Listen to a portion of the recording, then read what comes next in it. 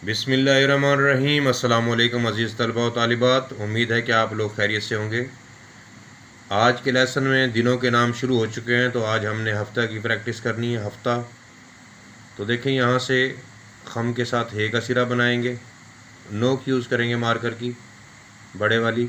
यहाँ से फिर इसको राउंड करके इसी बड़े वाली नोक के साथ फे का फेस बनाएंगे राउंड शेप में। यहाँ पर सिरा निकालेंगे इसका जोड़ने के लिए ते के साथ। अब यहाँ से मद्दा की शेप में ते के साथ इसे जोड़ देंगे। यहाँ पर देखें हे का सिरा बनाएंगे। हे 2 कत ऊंचा होगा लाइन से, जहाँ से स्टार्ट किया है। फे 1 कत ऊंचा और ते लाइन के ऊपर आ जाएगा। तो ये भी ख्याल रखना है आपने कि हे और फे लाइन को टच ना करें, सिर्फ ते में आके लाइन को टच करें।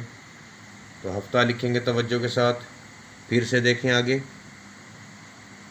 यहाँ से हे का सिरा बनाएंगे बिल्कुल बारीक नोक के साथ। फे का सिरा निकालेंगे यहाँ से राउंड शेप में ऐसे। अब यहाँ से आगे की तरफ बनाना है इसको ऐसे। 1 टाइम और देखें आगे, उसी तरह फे का फेस।